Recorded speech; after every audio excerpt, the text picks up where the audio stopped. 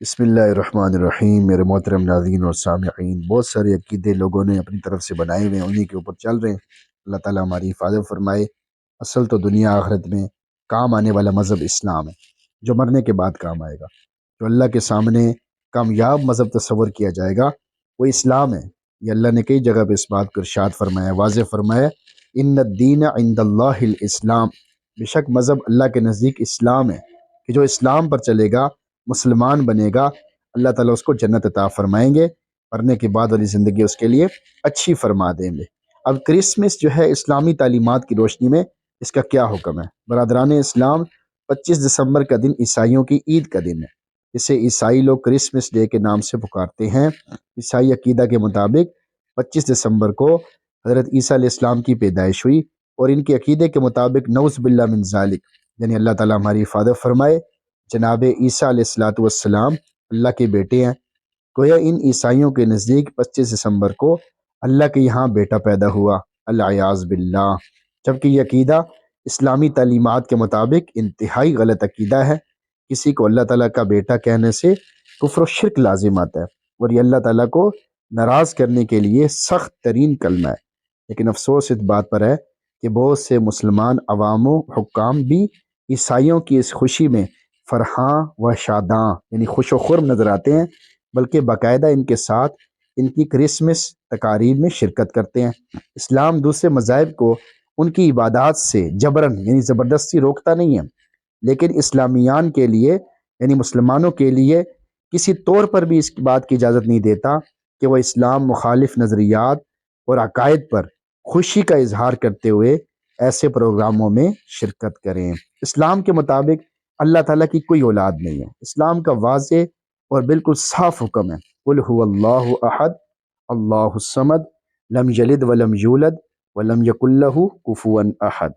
آپ فرما دیجئے، اعلان کر دیجئے، بتا دیجئے، اللہ ایک ہے، اللہ بے نیاز ہے، نہ اس نے کسی کو جنا ہے اور نہ اس کو جنا گیا ہے، نہ ہی اس کا کوئی ہمسر ہے۔ عیسائیوں کا رد ہے جو حضرت عیسیٰ علیہ السلام کو اللہ کا بیٹا مانتے ہیں۔ یہودیوں کا رد ہے جو عزیر علیہ السلام کو اللہ کا بیٹا مانتے ہیں۔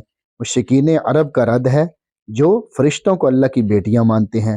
فلاسفہ کا رد ہے جو کہتے ہیں کہ عقول عشرہ اللہ سے نکلی ہیں اور اب کائنات کا نظام وہ چلا رہی ہیں۔ یہ عجیب عجیب سے عقیدے لوگوں نے بنائے ہوئے ہیں۔ ہندوؤں کا رد ہے جو کروڑوں کی تعداد میں مخلوق کو خدا مانتے ہیں، اور ان مسلمان کہلانے والوں کا بھی رد ہے جو کہتے ہیں کہ نبی کریم صلی اللہ علیہ وسلم اور ائمہ اہل بیت اللہ تعالیٰ کے ذاتی نور سے پیدا ہوئے ہیں۔ کسی کو اللہ کا بیٹا کہنا اتنا خوفناک ہے، اتنی خوفناک بات ہے کہ قریب ہے اس کی وجہ سے زمین و آسمان پھٹ جائیں اور پہاڑ ریزہ ریزہ ہو جائیں۔ اللہ تعالیٰ فرماتے ہیں وَقَالُوا اتَّخَذَ الرَّحْمَنُ وَلَدًا لَقَدْ جِئْتُمْ شَيْئًا إِدًّا تَكَادُ السَّمَاوَاتُ يَتَفَطَّرْنَ مِنْهُ وَتَنشَقُّ الْأَرْضُ وَتَخِرُّ الْجِبَالُ هَدًّا أَن دَعَوْا لِلرَّحْمَنِ وَلَدًا وَمَا يَنبَغِي لِلرَّحْمَنِ أَن يَتَّخِذَ وَلَدًا۔ سورہ مریم آیت نمبر 88 تا 92۔ اور انہوں نے کہا رحمان نے کوئی اولاد بنا لی ہے، بلا شبہ یقیناً تم ایک بہت بھاری بات کو آئے ہو، یعنی بڑی بھاری بات کر رہے ہو۔ آسمان قریب ہیں کہ اس سے پھٹ پڑیں اور زمین شک ہو جائے اور پہاڑ ڈھہ کر گر پڑیں کہ انہوں نے رحمان کے لیے کسی اولاد کا دعویٰ کر دیا، حالانکہ رحمان کے لائق نہیں کہ وہ کوئی اولاد بنائے۔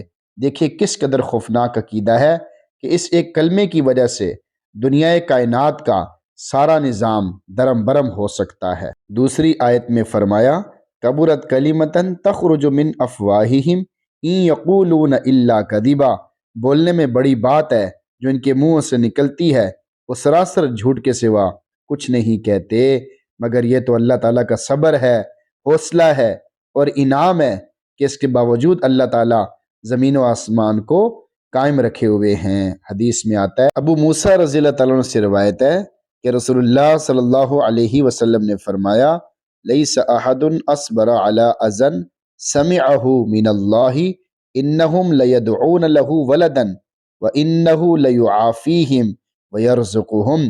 اللہ تعالیٰ سے زیادہ تکلیف دہ بات پر صبر کرنے والا جس سے وہ سن رہا ہو اور کوئی نہیں۔ لوگ اس کے لیے اولاد بتاتے ہیں، وہ اس کے باوجود انہیں عافیت بھی دیتا ہے وہ رزق بھی دیتا ہے۔ عیسائیوں کے اس عقیدے کی وجہ سے اللہ تعالیٰ مسلمانوں کو عیسائیوں کے خلاف جہاد کرنے کا حکم فرماتے ہیں۔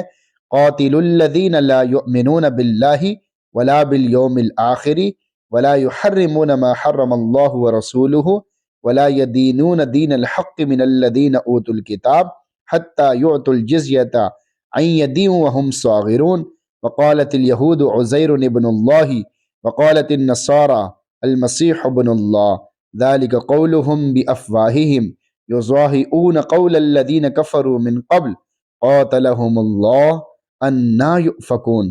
لڑو ان لوگوں سے جو نہ اللہ پر ایمان رکھتے ہیں، نہ قیامت کے دن پر ایمان رکھتے ہیں، نہ ان چیزوں کو حرام سمجھتے ہیں جو اللہ اور اس کے رسول نے حرام کی ہیں، اور نہ دین حق کو اختیار کرتے ہیں ان لوگوں میں سے جنہیں کتاب دی گئی ہے، یہاں تک کہ وہ ہاتھ سے جزیہ دیں اور وہ حقیر ہو جائیں۔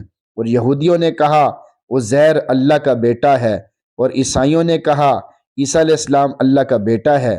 یہ ان کے اپنے منہوں کی باتیں ہیں، وہ ان لوگوں کی مشابہت کر رہے ہیں جنہوں نے ان سے پہلے کفر کیا۔ اللہ انہیں مارے، کدھر بہکائے جا رہے ہیں، شیطان کی باتوں میں آ رہے ہیں۔ اس آیت میں اہل کتاب سے قتال کا حکم دیا جا رہا ہے، اور اس کی 4 وجہ بیان کی جا رہی ہیں۔ نمبر 1، ان کا اللہ تعالیٰ پر ایمان نہیں ہے۔ رہا ان کا اللہ تعالیٰ پر ایمان کا دعویٰ تو وہ درست نہیں ہے، کیونکہ وہ اس کے مطابق نہیں جو رسول اللہ صلی اللہ علیہ وسلم اور تمام رسولوں نے بتایا، بلکہ وہ اللہ تعالیٰ پر ایمان لانے کی بجائے اللہ تعالیٰ کی توہین والا عقیدہ رکھتے ہیں۔ چنانچہ اللہ تعالیٰ نے اگلی آیت میں فرمایا وقالت الیہود عزیر ابن اللہ وقالت النصارى المسیح ابن اللہ۔ یہودیوں نے کہا عزیر اللہ کا بیٹا ہے، عیسائیوں نے کہا عیسیٰ اللہ کا بیٹا ہے، یعنی یہود و نصارہ اللہ تعالیٰ کا بیٹا قرار دے کر اسے محتاج ثابت کر رہے ہیں اور اس کی وحدانیت کا انکار کر رہے ہیں۔ یوم آخرت یعنی قیامت کے دن پر ان کا ایمان بھی کالعدم ہے۔ وہ ان چیزوں کو حرام نہیں سمجھتے جو اللہ اور اس کے رسول نے حرام کی ہیں۔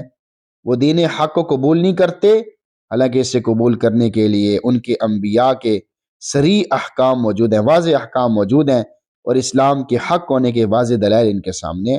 کسی کو اللہ کا بیٹا کہنا نعوذ باللہ اللہ تعالیٰ کو گالی دینے کے برابر ہے، مترادف ہے۔ حدیث میں آتا ہے، حضرت ابو ہریرہ رضی اللہ عنہ بیان کرتے ہیں رسول اللہ صلی اللہ علیہ وسلم نے فرمایا، عربی عبارت ہے جس کا ترجمہ ہے، ابن آدم نے مجھے جھٹلا دیا حالانکہ یہ اس کا حق نہ تھا، اس نے مجھے گالی دی حالانکہ یہ اس کا حق نہ تھا۔ اس کا مجھے جھٹلانا تو اس کا یہ کہنا ہے کہ جس طرح اس نے مجھے پہلی مرتبہ پیدا کیا ہے دوبارہ نہیں بنائے گا، حالانکہ پہلی دفعہ پیدا کرنا مجھے دوبارہ بنانے سے آسان نہیں ہے۔ اور اس کا مجھے گالی دینا یہ ہے کہ وہ کہتا ہے کہ اللہ نے اولاد بنائی ہے، حالانکہ میں احد ہوں، صمد ہوں، میں نے نہ کسی کو جنا، نہ کسی نے مجھے جنا، نہ ہی کوئی میرے برابر کا ہے۔ کیا ہمارے سامنے کوئی شخص اللہ تعالیٰ کو گالی دے تو ہم اسے اس امر پر مبارکباد دیں گے؟ اگر نہیں تو پھر یہ سوچیں کرسمس ڈے پر عیسائیوں کو مبارکباد پیش کرنے یا میری کرسمس کہنے کا کیا مطلب ہے، کیا معنی ہے؟ ہم مسلمان ہیں، نہ تو ہمیں میری کرسمس کہنا ہے اور نہ ہی مبارکباد دینی ہے۔ اب دیکھیں اللہ تعالیٰ کا کتنا فضل اور انعام ہے کہ اللہ تعالیٰ نے ہمیں ایمان کی دولت سے نوازا ہے۔ جو بیچارے ایمان کی دولت سے محروم ہیں وہ کس طرح کی چیزوں میں لگے ہوئے ہیں، اپنا وقت بھی ضائع کر رہے ہیں، اپنی زندگی بھی برباد کر رہے ہیں۔ اللہ تعالیٰ کا شکر ادا کرنا چاہیے۔ یہ کیسے زبردست دلائل دیے گئے ہیں جن سے سمجھایا گیا، بتایا گیا ہے، اللہ کی وحدانیت کو ہمارے دلوں میں اتارا گیا ہے۔ تو اپنے ایمان پر بھی شکر ادا کرتے رہیں تاکہ آپ کا ایمان بڑھتا بھی رہے، پھولتا بھی رہے اور محفوظ بھی رہے۔ اللہ تعالیٰ ہم سب کے ایمانوں کی حفاظت فرمائے۔ آگے کچھ مضمون رہتا ہے، وہ انشاءاللہ اس کے بعد والی ویڈیو میں جو ہے وہ بیان کیا جائے گا، تو اس کو بھی آپ جو ہے جب وہ اپلوڈ ہو جائے گی تو آپ اس کو بھی دیکھ لیں۔ اللہ تعالیٰ ہم سب کے ایمانوں کی حفاظت فرمائے، آمین۔